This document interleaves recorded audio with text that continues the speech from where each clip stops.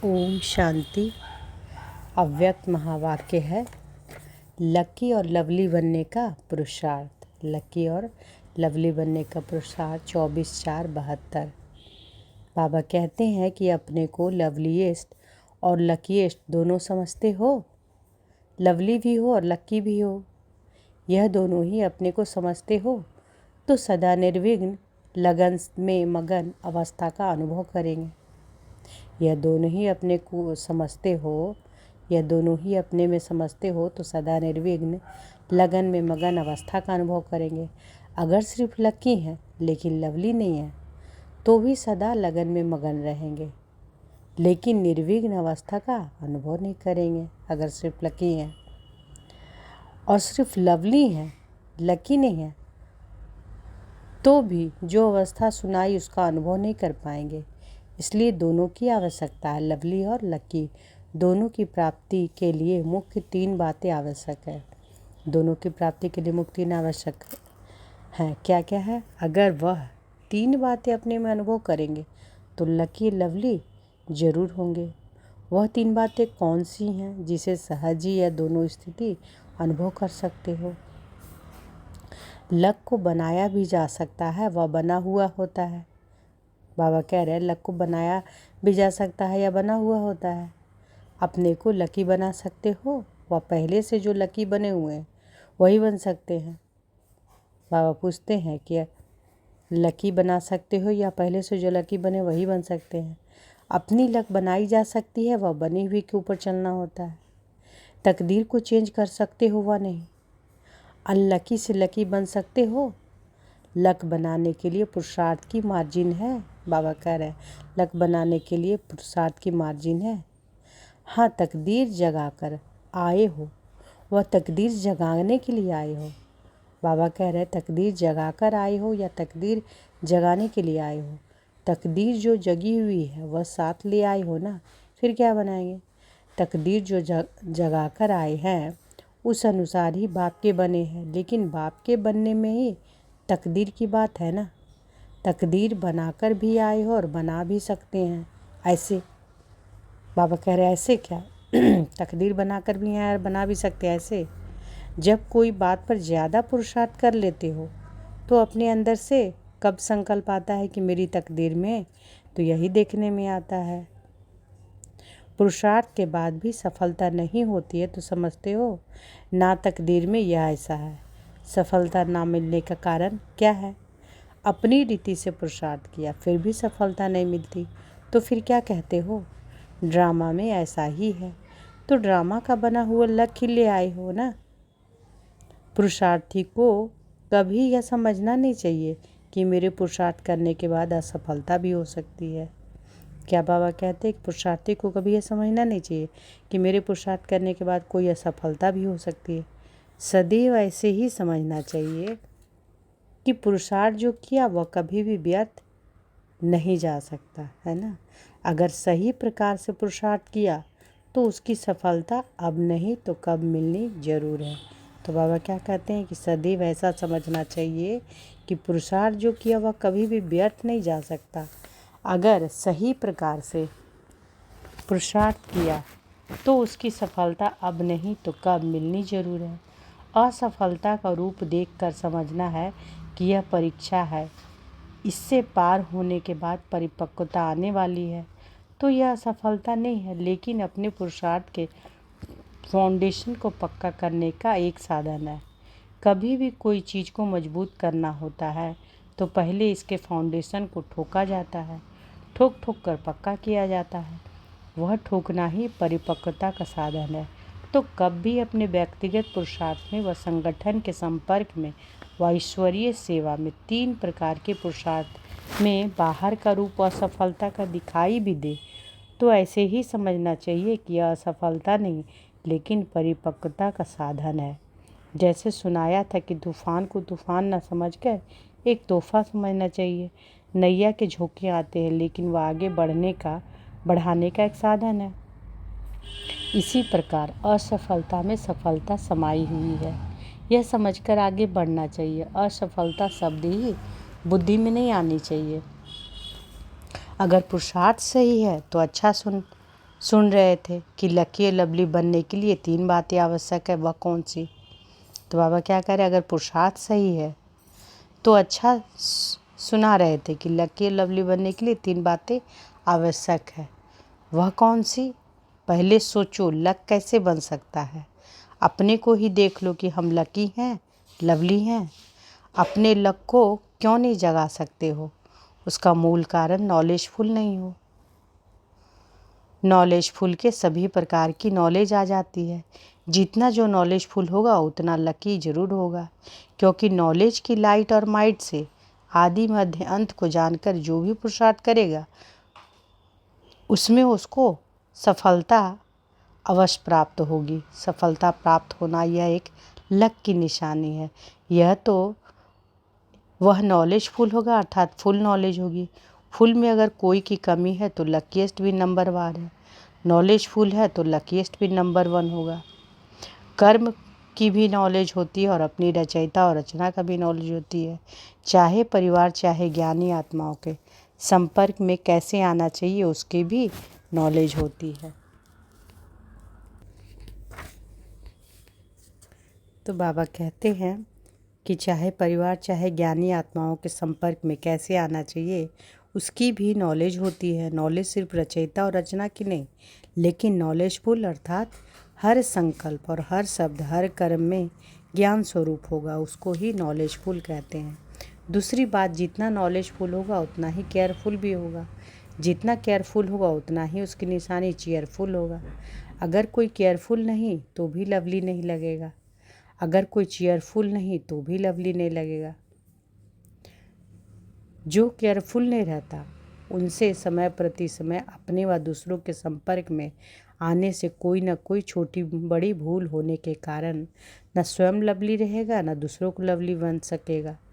इसलिए जो केयरफुल होगा वह चेयरफुल ज़रूर होगा। जो केयरफुल होगा वह चेयरफुल ज़रूर होगा।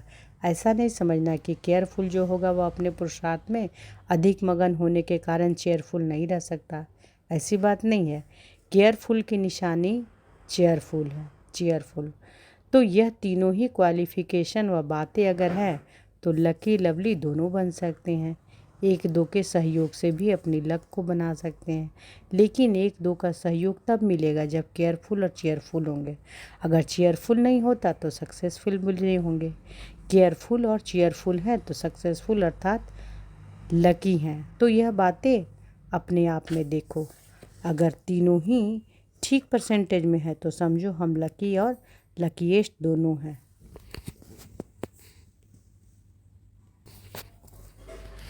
तो बाबा कहते हैं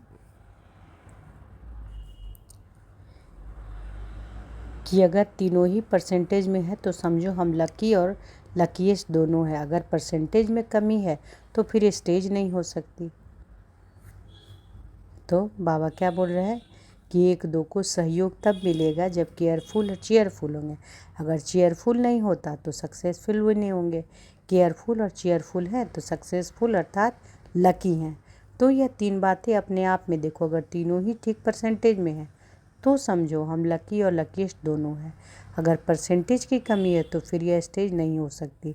अब समझा निशानी क्या है? मुख से ज्ञान सुनाना इतना प्रभाव नहीं डाल सकता है। सदैव चेयरफुल चेहरा रहे, दुख की लहर संकल्प में भी ना आए, उसको कहा जाता है चेयरफुल, है ना। तो बाबा क्या कह रहे हैं कि मुख से ज्ञान सुनाना इतना प्रभाव नहीं डाल सकता। सदैव चेयरफुल चेहरा, दुख की लहर संकल्प में भी ना आए, उसको कहा जाता है चेयरफुल। तो अपने चेयरफुल चेहरे से सर्विस कर सकते हो। जैसे चुंबक की तरफ ऑटोमेटिकली आकर्षित होकर लोहा जाएगा, इसी प्रकार सदा चेयरफुल स्वयं ही चुंबक का स्वरूप बन जाता है। उनको देखते ही सभी समीप जाएंगे, समझेंगे आज की दुनिया में जबकि चारों ओर दुख और अशांति के बादल छाए हुए हैं, ऐसे वायुमंडल में यह सदा चेयरफुल रहते हैं। यह क्यों और कैसे रहते हैं वह देखने की उत्कंठा होगी। जैसे जब बहुत तूफान लगते हैं, वर्षा पड़ती है, उसमें लोग जहाँ बारिश तूफान में बचाव देखते हैं वहाँ ना चाहते भी भागते हैं। स्थान कोई बुलाता नहीं है, लेकिन वायुमंडल प्रमाण व सेफ्टी का साधन है, वो लोग जरूर वहाँ भागेंगे। अपने आपको बचाने के लिए उस स्थान का सहारा लेते हैं। खींच कर आ जाते हैं ना। तो बाबा क्या करें कि जैसे बारिश होता है तो सब लोग एक जगह बारिश से बचने के लिए रहते हैं ना, तो ऑटोमेटिक खींचे हुए चले आते हैं ना लोग अपनी सेफ्टी के लिए। वही बाबा कह रहे हैं कि अपने को बचाने के लिए स्थान का सहारा लेते हैं, खींच कर आ जाते हैं ना।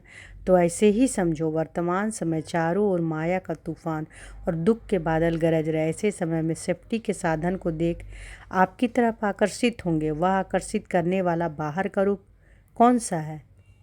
कौन सा है? चीयरफुल चेहरा।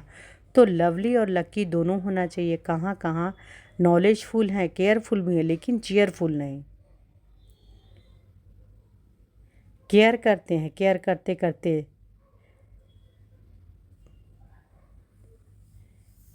चेयर छोड़ देते हैं। तो बाबा क्या कह रहे हैं?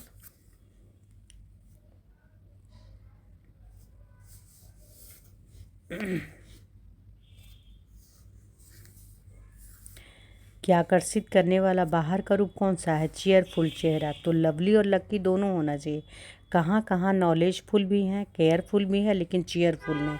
केयर करते हैं, केयर करते करते चेयर छोड़ देते हैं, तो चीयरफुल नहीं बन सकते हैं।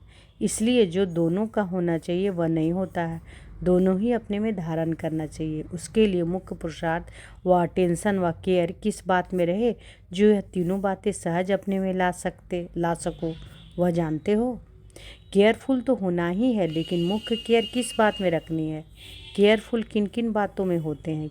भिन्न भिन्न उत्तर मिले। बाप ने क्या केयर किया जिसने ऐसा बना, वह मुख्य बात कौन सी है?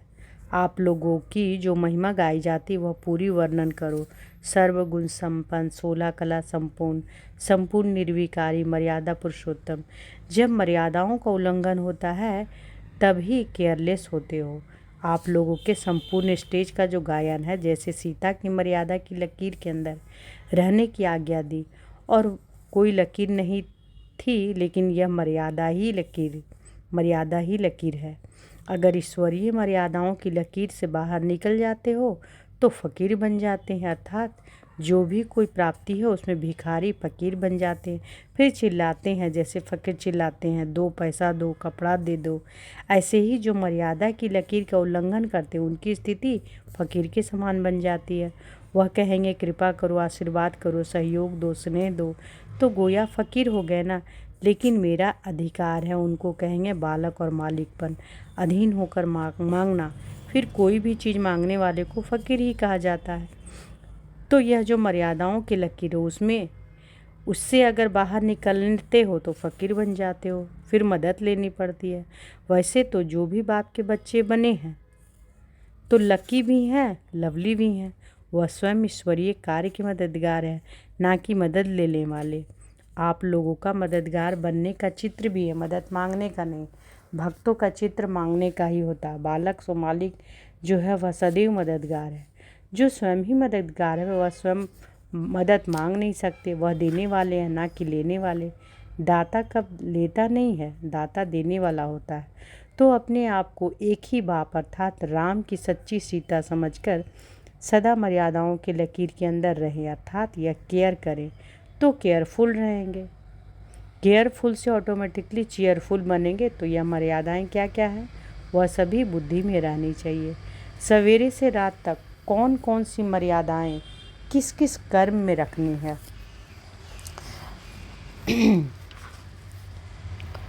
वह सभी नॉलेज स्पष्ट होनी चाहिए। अगर नॉलेज नहीं तो केयरफुल भी नहीं हो सकते।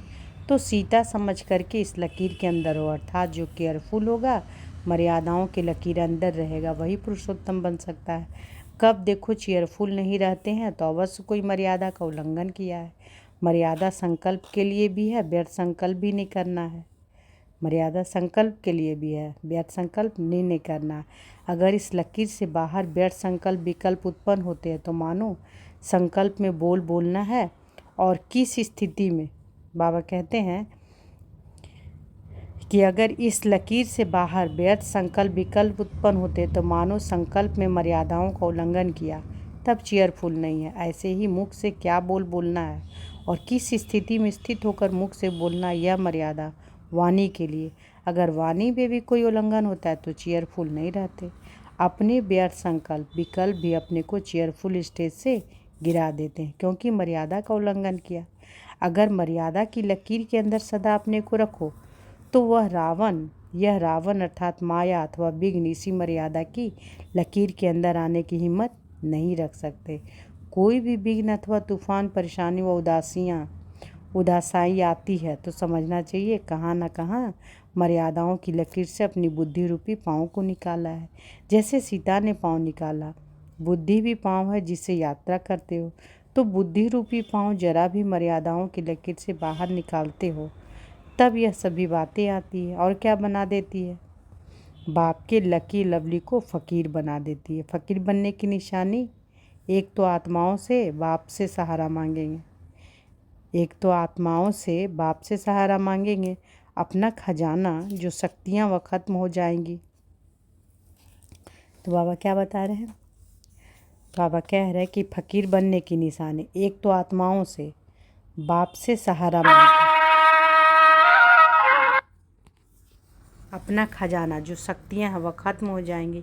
कहावत है कि लकीर के फ़कीर, तो ऐसा जो फ़कीर बनता है वह लकीर के फ़कीर होते हैं, वह शक्तिशाली स्टेज ख़त्म हो जाते हैं। भले ज्ञान बोलता रहेगा, पुरुषार्थ करता रहेगा, परंतु लकीर के फ़कीर के समान अपनी प्राप्ति का नशा व शक्ति जो होनी चाहिए वह नहीं रहेगी। भक्ति मार्ग में भी लकीर के फ़कीर होते हैं ना, तो ऐसी मर्यादाओं के लकीर का उल्लंघन करने वाले दोनों प्रकार के फ़कीर बन जाते हैं। इसलिए कभी फ़कीर नहीं बनना। इस समय जो विश्व के बादशाह बनेंगे उनके भी बादशाह हो। जैसे राजाओं का राजा कहा जाता है, वह तो विश्व के राजा जब बनेंगे उस समय के स्टेज को राजाओं का राजा कहा जाता है। लेकिन इसमें ब्राह्मणपन की जो स्टेज है वह डायरेक्ट बाप द्वारा नॉलेजफुल बनने की स्टेज उच्च है। तो ऐसे स्टेज को छोड़कर फ़कीर बनना शोभता तो नहीं है ना। इसलिए हर संकल्प और हर कर्म में चेक करो, अर्थात केयर करो, बाहर तो नहीं निकलते। ऐसे अपने को मर्यादा पुरुषोत्तम बनाओ। ऐसे मर्यादा पुरुषोत्तम बनने के तीव्र पुरुषार्थी नॉलेजफुल, केयरफुल और चेयरफुल श्रेष्ठ आत्माओं को नमस्ते। अच्छा, तो इस मधुर महावाक्य में बाबा क्या बोले कि अगर ईश्वरीय मर्यादाओं की लकीर से बाहर निकल जाते हैं तो फ़कीर बन जाते हैं, अर्थात जो भी कोई प्राप्ति है उससे भिखारी फ़कीर बन जाते हैं। फिर चिल्लाते हैं, जैसे फ़कीर चिल्लाते हैं ना, 2 पैसा दे दो, कपड़ा दे दो। ऐसे ही जो मर्यादा की लकीर का उल्लंघन करते हैं उनकी स्थिति फ़कीर के समान बन जाती है। वह कहेंगे कृपा करो, आशीर्वाद करो, सहयोग दो, स्नेह दो, तो गोया फ़कीर हो गए ना। लेकिन मेरा अधिकार है, उनको कहेंगे बालक और मालिकपन। अच्छा, ओम शांति।